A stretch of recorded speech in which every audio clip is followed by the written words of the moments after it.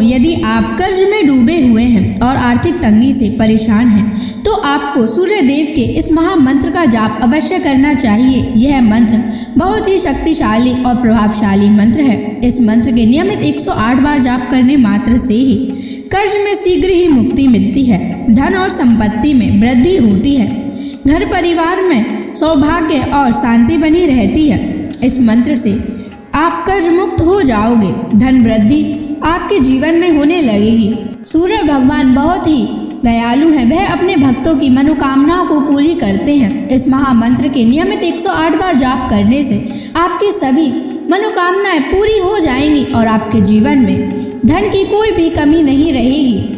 आप अपने जीवन में उन्नति प्राप्त करेंगे, आपको हमेशा सफलता ही प्राप्त होगी। इसलिए प्यारे भक्तों, इस मंत्र को साधारण समझने की गलती बिल्कुल भी ना करें। यह मंत्र बहुत ही प्रभावशाली मंत्र है। इस मंत्र का प्रभाव तुरंत ही दिखाई देने लगता है। अगर आप सच्ची श्रद्धा के साथ इस मंत्र का नियमित 108 बार जाप करेंगे तो आपका जीवन खुशियों से भर जाएगा और आपके जीवन में कभी भी धन की कमी नहीं आएगी। इसलिए प्यारे भक्तों, इस मंत्र का नियमित 108 बार जाप करें और पूरी श्रद्धा के साथ करें। अगर आप सूर्य देव का आशीर्वाद प्राप्त करना चाहते हैं तो इस वीडियो को लाइक और चैनल को सब्सक्राइब जरूर कर दीजिए और कमेंट बॉक्स में जय सूर्य देव अवश्य लिख दीजिए। तो चलिए भक्तों, मंत्र का जाप करना प्रारंभ करते हैं। ओम ह्रीं श्रीं सूर्याय सहस्र तेजसे महाधन प्रदायकाय नमः। ओम ह्रीं श्रीं सूर्याय सहस्र तेजसे महाधन प्रदायकाय नमः। ओम ह्रीं श्रीं सूर्याय सहस्र तेजसे महाधन प्रदायकाय नमः। ओम ह्रीं श्रीं सूर्याय सहस्र तेजसे महाधन प्रदायकाय नमः। ओम ह्रीं श्रीं सूर्याय सहस्र तेजसे महाधन प्रदायकाय नमः। ओम ह्रीं श्रीं सूर्याय सहस्र तेजसे महाधन प्रदायकाय नमः। ओम ह्रीं श्रीं सूर्याय सहस्र तेजसे महाधन प्रदायकाय नमः। ओम ह्रीं श्रीं सूर्याय सहस्र तेजसे महाधन प्रदायकाय नमः। ओम ह्रीं श्रीं सूर्याय सहस्र तेजसे महाधन प्रदायकाय नमः। ओम ह्रीं श्रीं सूर्याय सहस्र तेजसे महाधनप्रदायकाय नमः। ॐ ह्रीं श्रीं सूर्याय सहस्रतेजसे महाधनप्रदायकाय नमः। ॐ ह्रीं श्रीं सूर्याय सहस्रतेजसे महाधनप्रदायकाय नमः। ॐ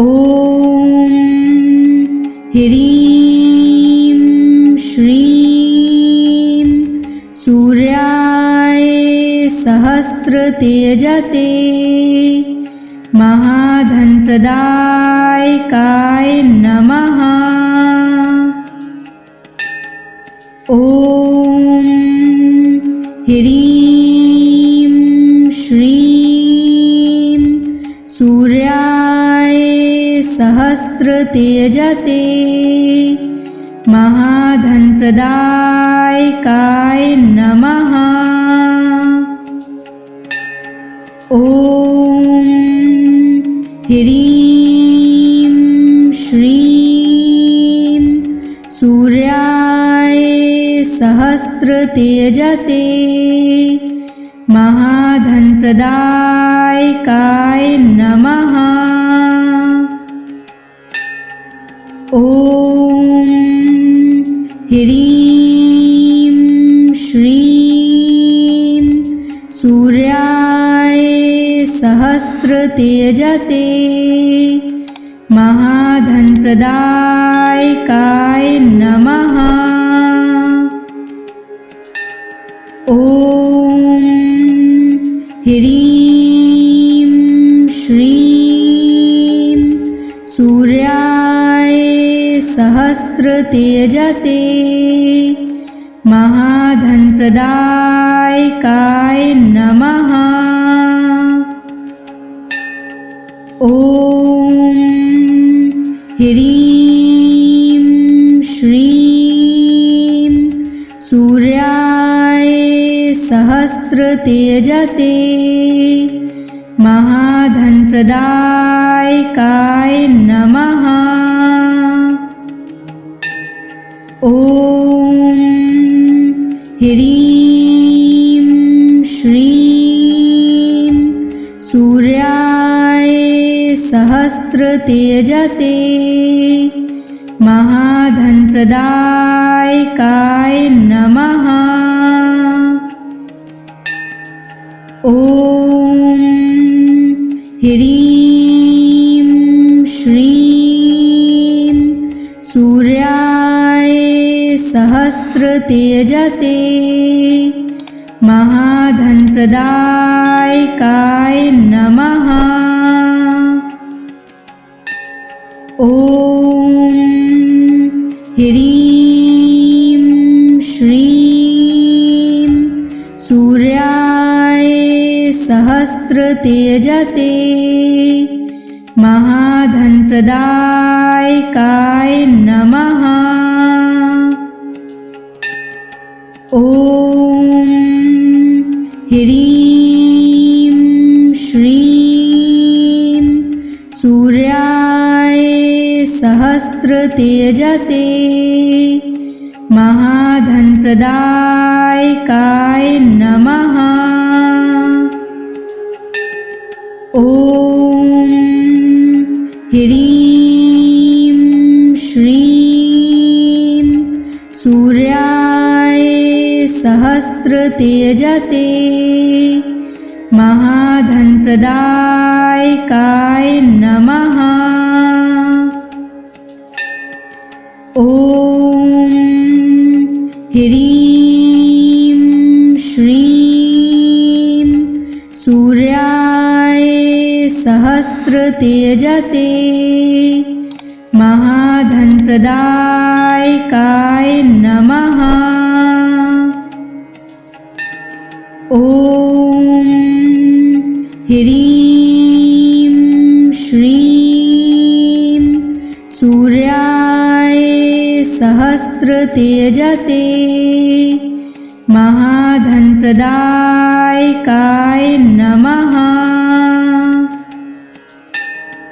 ॐ ह्रीं श्रीं सूर्याय सहस्रतेजसे महाधनप्रदायकाय नमः। ॐ ह्रीं श्रीं सूर्याय सहस्रतेजसे महाधनप्रदायकाय नमः। ॐ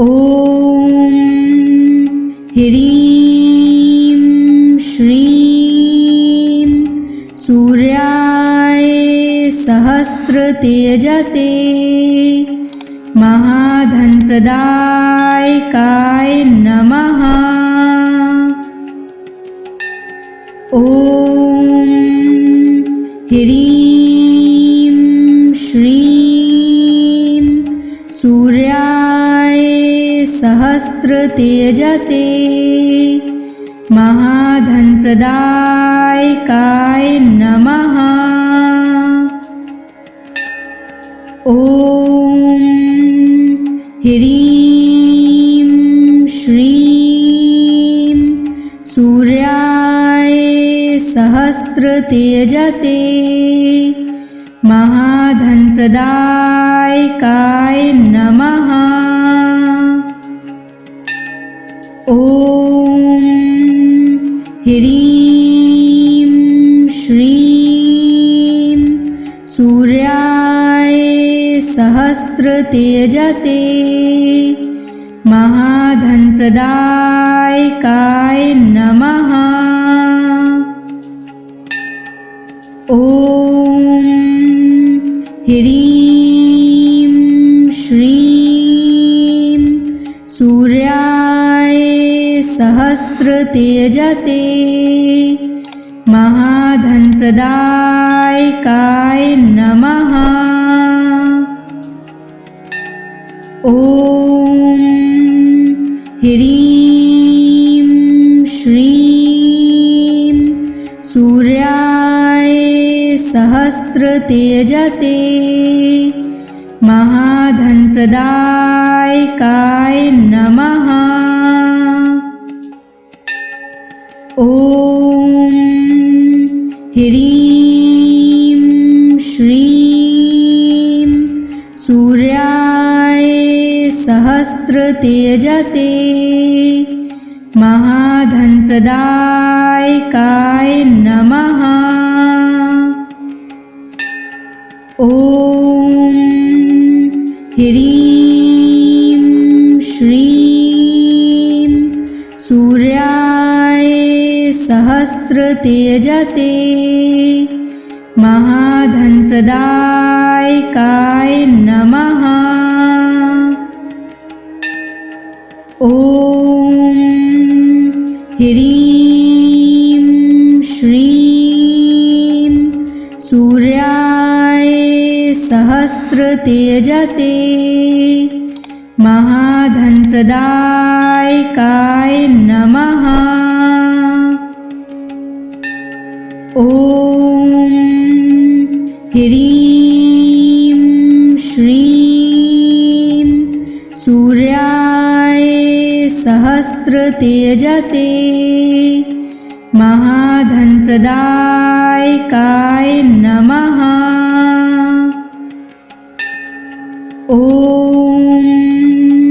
ह्रीं श्रीं सूर्याय सहस्रतेजसे महाधनप्रदायकाय नमः। ॐ ह्रीं श्रीं सूर्याय सहस्रतेजसे महाधनप्रदायकाय नमः। ॐ ह्रीं श्रीं सूर्याय सहस्रतेजसे महाधनप्रदायकाय नमः। ॐ ह्रीं श्रीं सूर्याय सहस्रतेजसे महाधनप्रदायकाय नमः। ॐ ह्रीं श्रीं सूर्याय सहस्रतेजसे महाधनप्रदायकाय नमः। ॐ ह्रीं श्रीं सूर्याय सहस्रतेजसे महाधनप्रदायकाय नमः। ॐ ह्रीं श्रीं सूर्याय सहस्रतेजसे महाधनप्रदायकाय नमः। ॐ ह्रीं श्रीं सूर्याय सहस्रतेजसे महाधनप्रदायकाय नमः। ॐ ह्रीं श्रीं सूर्याय सहस्रतेजसे महाधनप्रदायकाय नमः। ॐ ह्रीं श्रीं सूर्याय सहस्रतेजसे महाधनप्रदायकाय नमः। ॐ ह्रीं श्रीं सूर्याय सहस्रतेजसे महाधनप्रदायकाय नमः। ॐ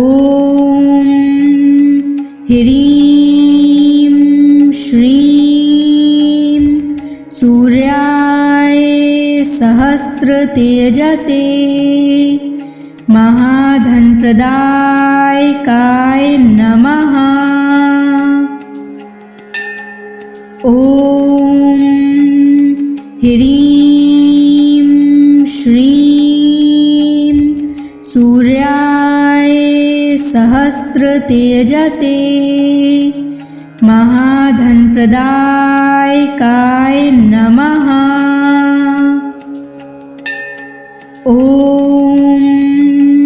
ह्रीं श्रीं सूर्याय सहस्रतेजसे महाधनप्रदायकाय नमः। ॐ ह्रीं श्रीं सूर्याय सहस्रतेजसे महाधनप्रदायकाय नमः।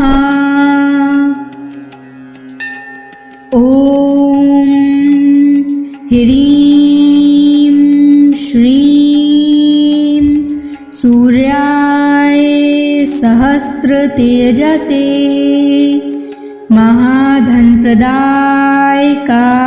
नमः।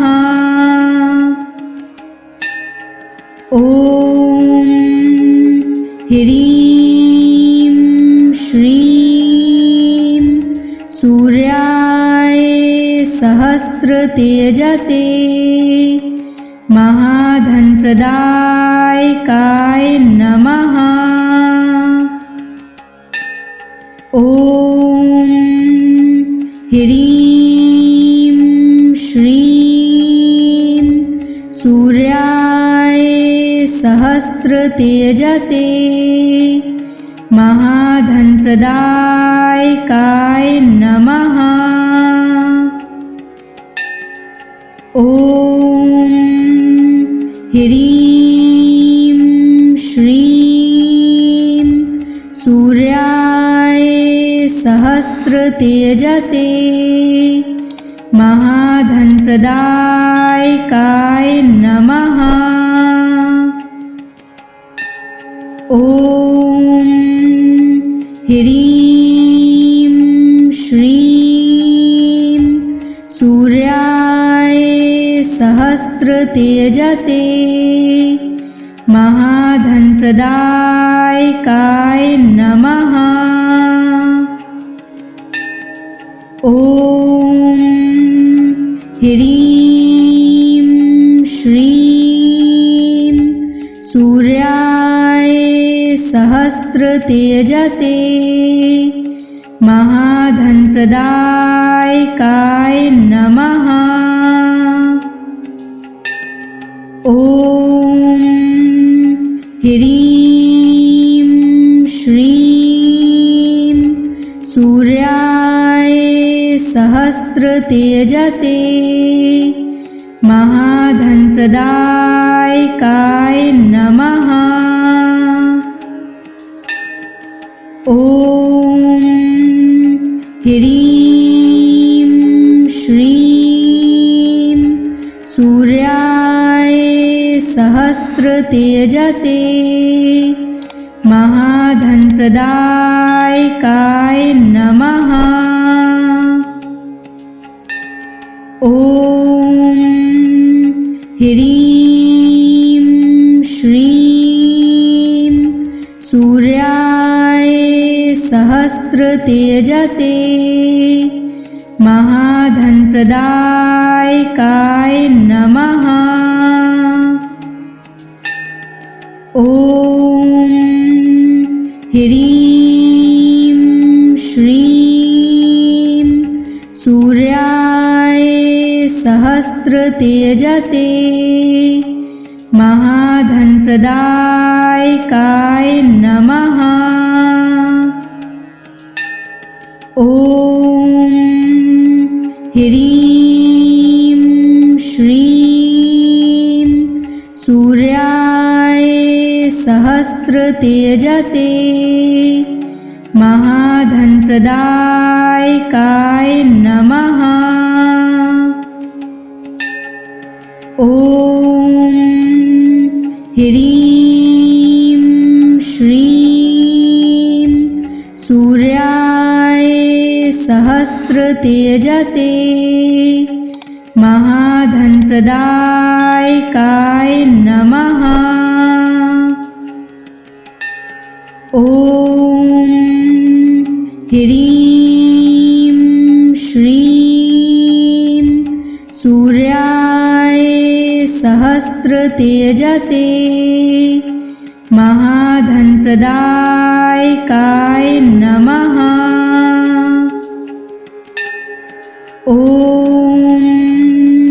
ह्रीं श्रीं सूर्याय सहस्रतेजसे महाधनप्रदायकाय नमः।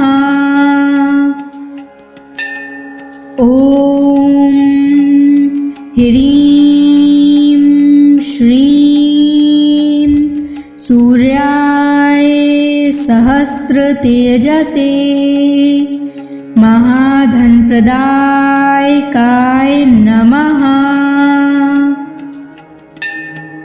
ॐ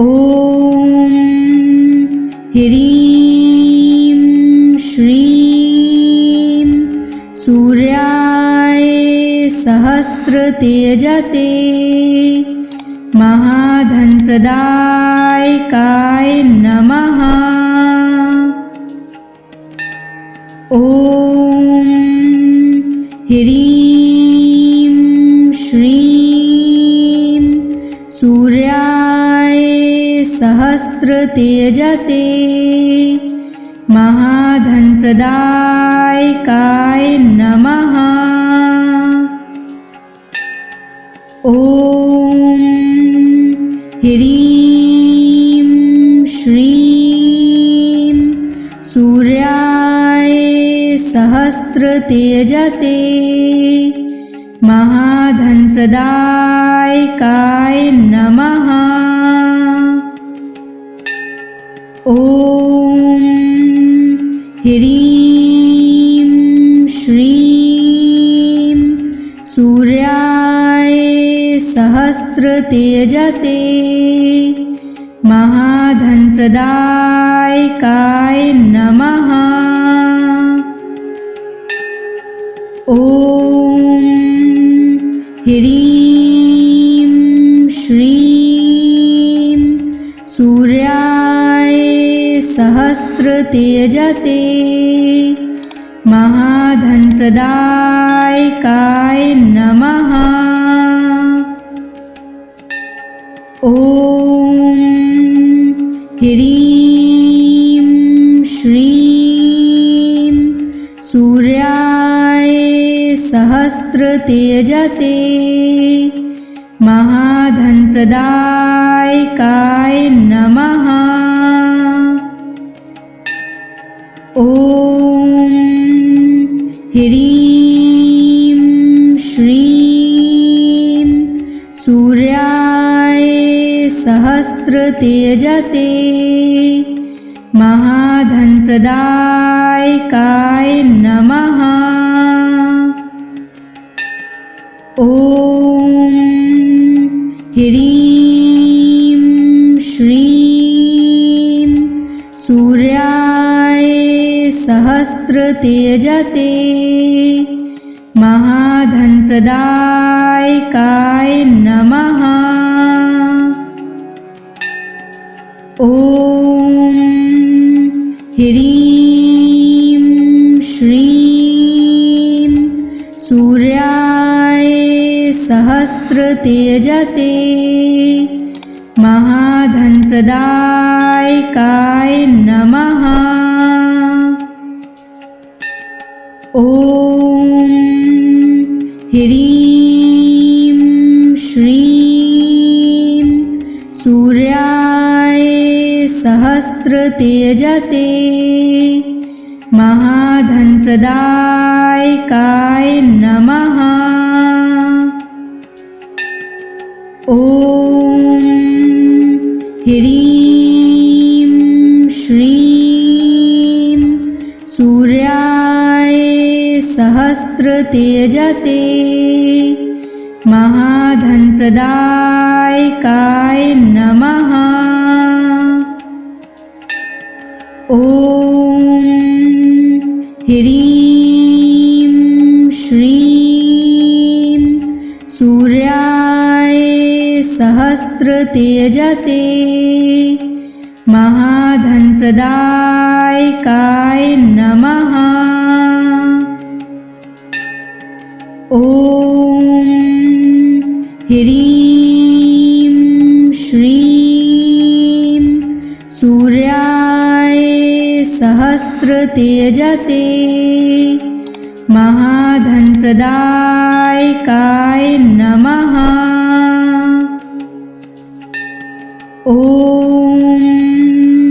ह्रीं श्रीं सूर्याय सहस्रतेजसे महाधनप्रदायकाय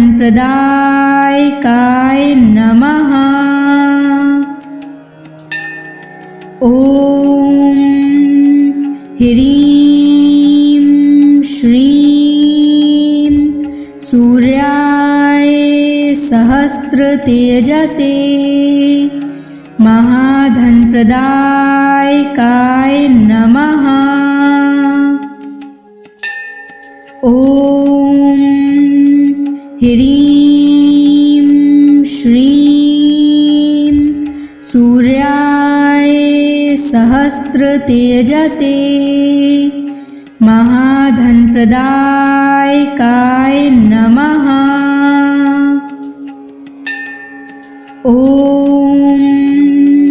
ह्रीं श्रीं सूर्याय सहस्रतेजसे महाधनप्रदायकाय नमः।